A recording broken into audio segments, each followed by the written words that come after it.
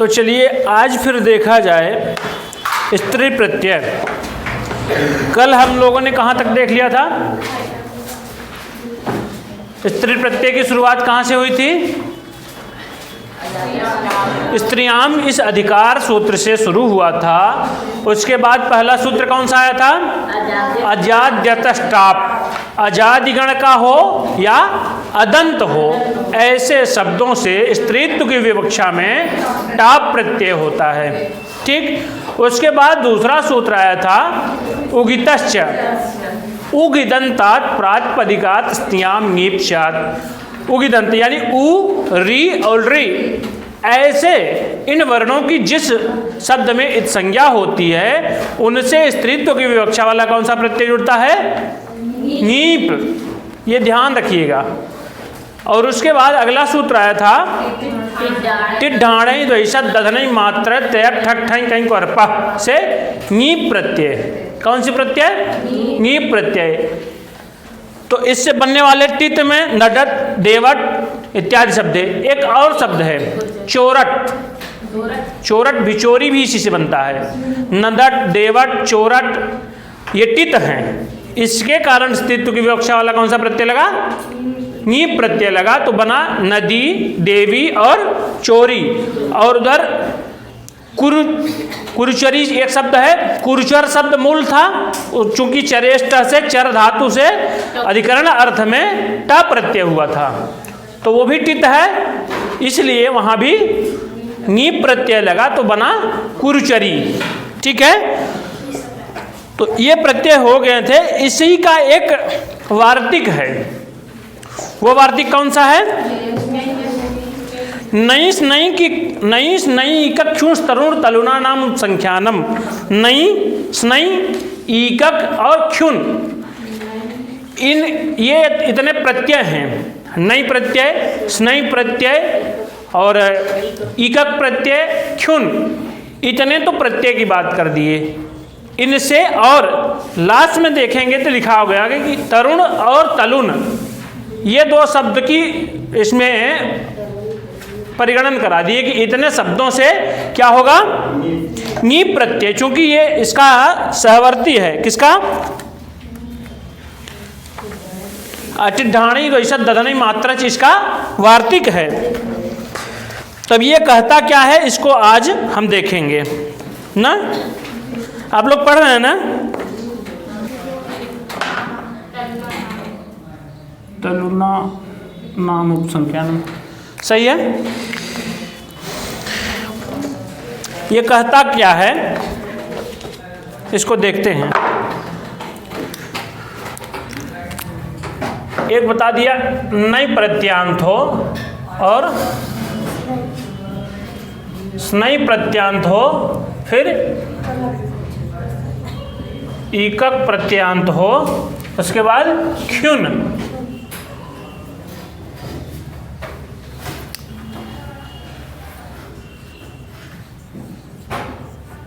क्षुन हो और उसके बाद तरुण हो,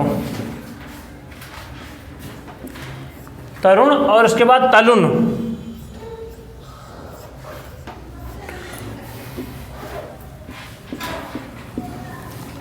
इतने प्रत्ययों से ये इतने नई स्नई ये इतने प्रत्यय की बात कर दिए चार, और दो शब्द को स्पेशली बता दिए कि ये हो तो इनसे क्या हो जाए?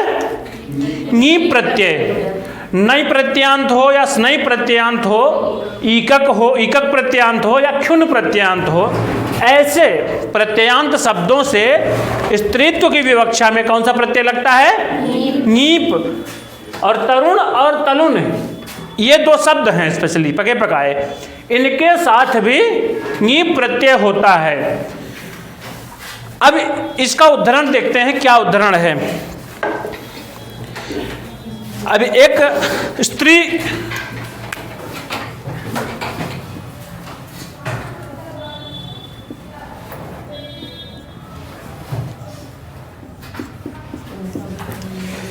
स्त्री पुंसाभ्याम नई स्नइयों, मतलब स्त्री से और पुंस यानी पुम, ये स्त्री है ये, और पुम यानी ऐसी स्थिति से इनसे स्त्री से नहीं हो और पुम से स्नई हो।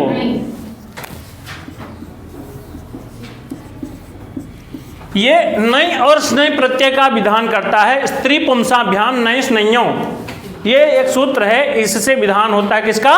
नई प्रत्यय का स्त्री से और स्नई का पुम से। ऐसा होने के बाद तो यहाँ इसकी संज्ञा होती है, तस्य लोपा से लोप हो जाता है, बचता है स्ना और यहाँ न भर बचता है। ञकार के कारण इसके आदि अच की वृद्धि हो जाती है। यहाँ इसके आदि अच कौन सा है? इसमें कौन सा आदि अच है? इसमें आदि अच कौन सा है? स्त्री का इकार, यहाँ पुल्लिंग का उकार। तो पहले स्त्री का देख लेते हैं। इसमें बताते हैं कि जब स्त्री का वृद्धि होगी तो स्त्री, ये धन न, ऐसी स्थिति बनी। आदि अच की वृद्धि हुई तो रकार उत्तरवर्ती जो इकार है इसको वृद्धि होकर के स्त्री बन गया ना। बाद में ये नई का नकार है तो इस नकार को ड़कार में बदल जाएगा, क्योंकि यहाँ त और र रकार यहाँ जुड़ा है ना संयुक्त, इसलिए यहाँ ड़कार हो जाएगा। बन क्या गया? स्त्रैण। ये स्थिति बन गई। इसको हम जान रहे हैं कि ये नई प्रत्ययांत शब्द है। समझ में आ रहा है ना? ज़्यादा भार न लीजिए, बस केवल ये समझिए, मैं बता दे रहा हूँ, केवल प्रक्रिया भर है। इसको बस ये समझिए कि नई, स्नई, ईकक, क्षुण, तरुण, तलुन इत्यादि ये जो शब्द इनसे बने निर्मित शब्द हैं, इनसे कौन सा प्रत्यय होता है? नी प्रत्यय। बस इतना भर जानिए।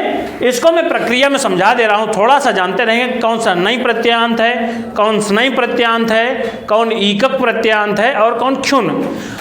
तरुण और तलुन, इनसे सीधे सीधे पके पकाए शब्द से नी प्रत्यय जुड़ता है तो तरुणी और तलुनी ये शब्द बनता है। तलुनी में नकार को नकार ही रह जाता है, क्योंकि इसके पहले र और स नहीं है, और तरुण में रकार है, इसलिए नकार को ड़कार में परिवर्तन हो जाता है। ठीक है, अब बस केवल यही 1 2 3 4 ये देख लीजिए, समझ जाइए, बाकी कोई दिक्कत नहीं। नई प्रत्ययांत में स्त्री से जब नई प्रत्यय लगा तो स्त्रैण बना। स्त्रैण से जब आपका ये लगेगा नी प्रत्यय तो क्या बनेगा? अब यहाँ नीप जोड़ दीजिए। हलंत्यम से पकार की संज्ञा, यहाँ नकार की संज्ञा किससे होगी? लसक को तद्धिते से नकार की संज्ञा, बचा भर क्या? दीर्घ इकारांत। अब यहाँ अकार है, बाद में इकार है। सबसे पहले यच भम से इसकी भ संज्ञा कर देंगे। भ संज्ञा करने का फल ये होता है कि अंतिम स्वर का यानी अकार का यहाँ लोप हो जाता है, तब ये इकार इसमें जुड़ जाता है तो क्या बन जाता है? स्त्रैणी।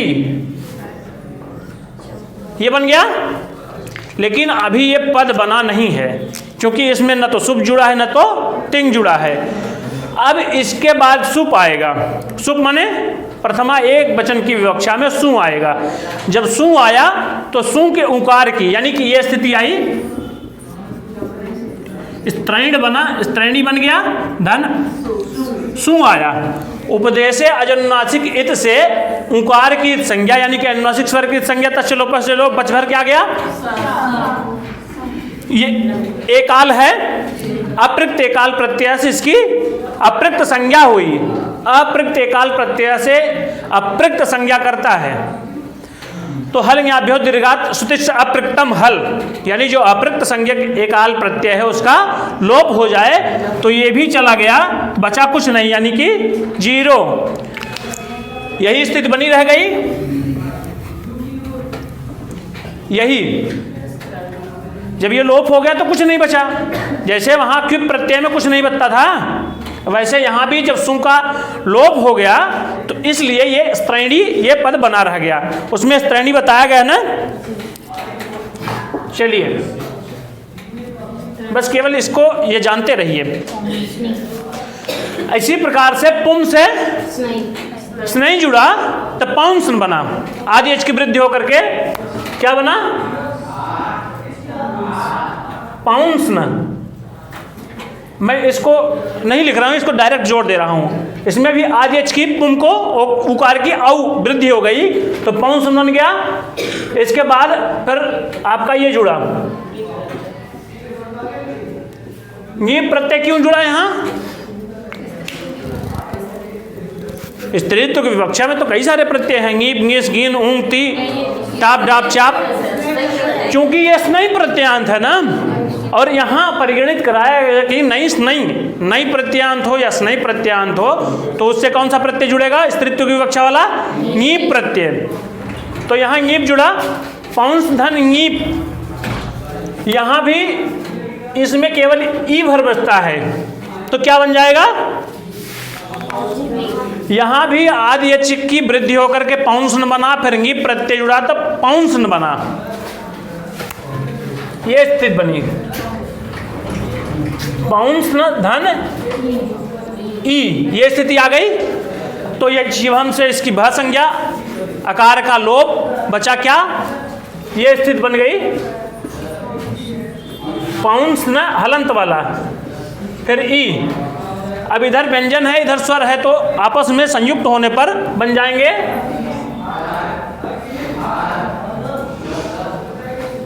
पौंसनी, बन गया। अब इस स्थिति में फिर सु आएगा, प्रथमा एक वचन की विवक्षा वाला। जब सु आया तो सु की फिर वही उकार की संज्ञा, तस्लो पसलो बचा सा भर, फिर हलंत्यम नहीं हलिंग, उसके पहले उसको अप्रिक्त संज्ञा करने वाला सूत्र आएगा। जब अप्रिक्त संज्ञा होगी तभी उसका लोप होगा। तो हलिंग्याभ्यो दीर्घात् सुतिस्य प्रिक्तम हल से उसका लोप हो गया, बचा भर पौंसनी। ये प्रक्रिया समझ में आ गई। उसी प्रकार से ईकक और क्षुन प्रत्यांत शब्द भी हैं। उसमें कौन कौन से हैं शब्द देखिए, एक साक्तिकी है, दूसरा साक्तिकी, यष्टिकी और अढ्यंकरणी, वो क्षुन प्रत्यांत है। ईकक प्रत्यांत में दो बताए हैं,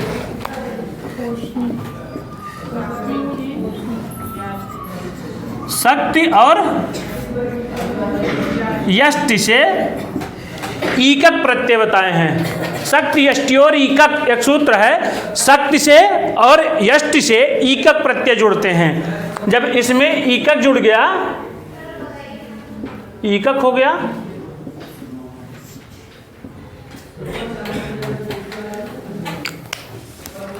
शक्ति से ईकक जुड़ा तो सात्विक बन गया। क्या बना? सात्विक। और यष्टि से ईकक जुड़ा तो याष्टिक। क्योंकि यहां ककार की संज्ञा तस्लोप से लोप, इसका भी ककार की संज्ञा, बचा भर क्या? ईक। तो आदि एच की वृद्धि होने के कारण सात्विक बचा, दूसरा याष्टिक बचा। स्थिति ये हो गई। अब जो है ये जान रहे हैं सात्विक और याष्टिक ये दोनों ईकक प्रत्यांत हैं। क्योंकि यहाँ शक्ति से ईकक, शक्ति यष्टि और ईकक सूत्र बताया ना, शक्ति से और यष्टि से ईकक प्रत्यय जुड़े, तो ये जुड़ करके सात्विक और याष्टिक बना। फिर अब कौन सा प्रत्यय जुड़ेगा? ङीप। क्यों जुड़ा? क्योंकि ये ईकक प्रत्यांत है। अब एकदम मुंह में मतलब कुछ जमा करके ना बैठिए, बोलते रहिए। मैं जो पूछता हूँ उसको बताते रहेंगे तो आपके दिमाग में बैठता रहेगा। ये केवल श्रवण संस्कार मात्र से भी आ जाएगा आपको, बिना प्रयास के। बस केवल सुनते रहिए, बोलते रहिए, सुनते रहिए, बोलते रहिए। सात्विक से जब ङीप प्रत्यय जुड़ा तो क्या बना? इसकी संज्ञा तस्य लोप से लोप, इसकी भी संज्ञा तस्य लोप से लोप, बचा भर क्या? ई भर बचा है ना। और यहाँ भी ई भर बचा है, इन इसमें इस संज्ञा लोप होकर के ई भर बचा, तो सात्विक धन ई बचा। इसको हटा दिया जाए, इसका केवल ई भर यहां बच रहा है ना, ई, और यहां भी ई। अब इधर आकार है, इधर भी आकार है, इसको हलंत मत समझ लीजिएगा। यहां भी ककार उत्तरवर्ती आकार है, यहां भी आकार है, बाद में ई है, तो यहां भी वही यच भम से इस पूरे पद की भ संज्ञा और अंतिम स्वर की लोप हो जाएगा यश्येति से। जब ये लोप हो गया तो ये इस स्थिति में आया, हलंत वाली स्थिति में ककार आ गया। जब इसमें से स्वर चला जाएगा तो व्यंजन ही मात्र बचेगा ना। तो यहाँ क और ये क भी दोनों हलंत वाले बचे। जब ये ई इससे जुड़ा तो क्या बन गया, क्या बन गया, सात्विकी और याष्टिकी बन गया। अब इस स्थिति में जो सात्विकी और याष्टिकी बन गया, फिर सु आया, सु आ करके फिर लोप हो गया। इसको सामान्य यानी व्याकरण की भाषा में विभक्ति कार्य भी कहा जाता है। यहाँ अगर विभक्ति कार्य कह दिया जाएगा तो आप सु और उसकी उत्संज्ञा लोप समझ जाएंगे ना। जहाँ आएगा सु, उसको उकार की संज्ञा स को र को विसर्ग होगा, वहाँ मैं बताऊँगा। लेकिन सामान्यतया अब जहाँ आएगा यानी सकार का लोप वाली स्थिति आएगी तो वहाँ सामान्यतया अगर मैं कह दूंगा कि विभक्तकारी से आप समझ जाइएगा, सकार आया उसको लोप हो गया। तो सात्विकी और याष्टिकी ये दोनों शब्द निर्मित हो गए। एक और बच रहा है, कौन सा है, ख्युन प्रत्यय। एक सूत्र है आढ्य सुभग करके, मैं बता देता हूँ। आढ्य सुभग स्थूल पतित नग्नांध प्रियेषु च्वर्थेषु कियः करणे ख्युन। ये थोड़ा सा लंबा है, आढ्य सुभग इत्यादि करके सूत्र है, उससे ख्युन प्रत्यय होता है। आढ्य पहला शब्द बताए ना, आढ्य से ख्युन प्रत्यय। ये आढ्य उपपद है, क्री धातु है,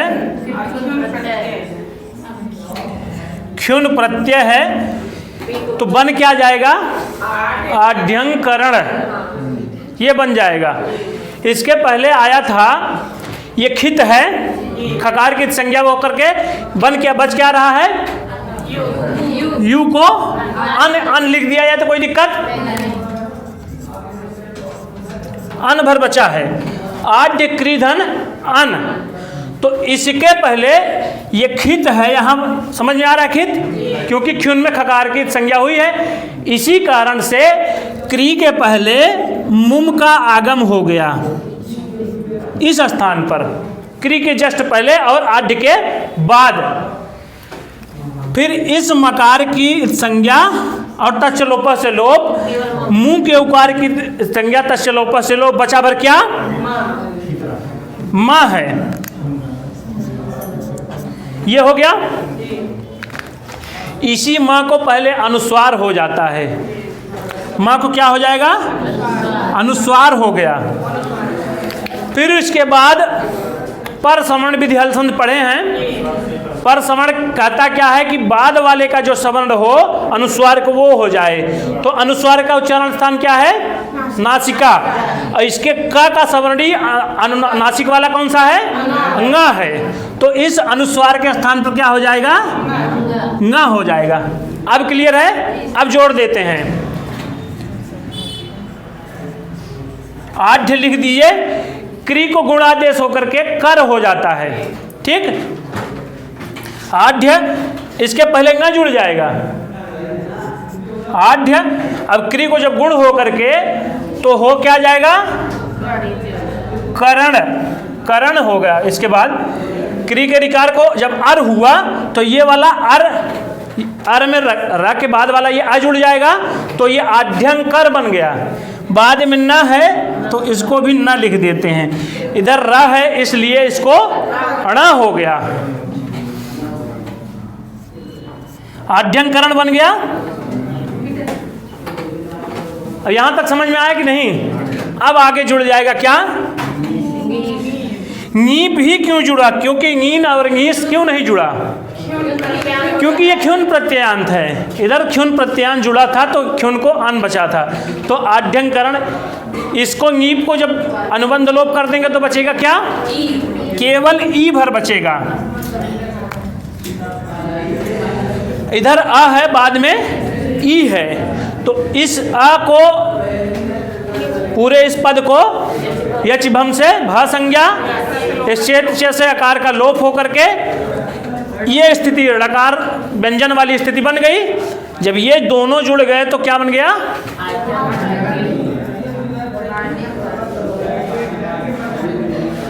आद्यंकरणी। आद्यंकरणी बनने के बाद क्या होगा? इसके भी बाद कुछ कार्य होगा, सु आएगा, लोप हो जाएगा, आद्यंकरणी भर बचा रह जाएगा। ठीक है, सर ये वाली बुक में तो अनुस्वार हुआ है। अनुस्वार ही हुआ है, फिर आप परसमण कर दिए हैं। तो परसमण की स्थिति बन रही थी, क्यों नहीं होगा? परसमण की स्थिति बन रही है ना, बस ये समझिए कि स्थिति यही बनती है। मैं किसी को अप्रमाणित नहीं कर रहा हूँ भाई, जो जैसा लिखा है सब अच्छा है, पर स्थिति बनी है तो वो कार्य होगा। ये नैस नहीं ईकक क्षुन, ये वाले समझ में आ गए। अब बचे हैं तरुण और तलुन। इनसे सीधे न कोई प्रत्यय न कोई विधान की बात कर रहा है, ये सीधे कर रहा है तरुण से और तलुन से सीधे नीप जुड़ जाए। क्या जुड़ जाए? नीप ही क्यों जुड़ा? तलुन प्रत्यांत नहीं, यहाँ सीधे सीधे तरुण और तलुन दो शब्दों का परिगणन कराए हैं, इसलिए तरुण और तलुन से नीप जुड़ा, तो नीप का केवल ई भर बचा, ई भर बचा, और इधर भी ई भर बचा। तो इसकी भी भा संज्ञा यस्येत से आकार का लोप, तो बन क्या गया? तरुण, तरुण धन ई बराबर हो गया तरुणी और तलुन धन ई जुड़ा तो तलुनी। अच्छा, यहाँ वयस प्रथमे कहता क्या था कि अकारांत हो ऐसे प्रथम वयवाची शब्द से क्या जुड़ जाए? नीप प्रत्यय। तो तरुण माने युवा, युवावस्था की तो बात कर रहा है ना, तो यानी कि किसी व्यक्ति के उम्र की पहली अवस्था है, तो यहाँ तो उससे नीप होना चाहिए था, लेकिन इस गण में गिना दिए हैं सर ना? गण में नहीं गिनाए हैं, ये वार्तिक है। ये तरुण और तलुन दो शब्दों का स्पेशली परिगणन कराए हैं, इसलिए इस सूत्र से सूत्र में गिनाए हैं, इसलिए ये सूत्र से यहाँ दीप लगेगा। चलिए, ये इतने समझ में आ गए। मैं सामान्य सोच रहा था बताने के लिए, लेकिन आप लोग खिंचवा दिए पूरा। इसको मिटाया जाए, इतने में कोई दिक्कत तो नहीं ना? चलिए, जितना पढ़ेंगे सॉलिड पढ़ेंगे, नहीं आएगा कोई बात नहीं, आगे वाला पूरा सिलेबस हो जाना, जितना पढ़ेंगे कम से कम वहाँ से ना गलत होने दें। ठीक है, चलिए।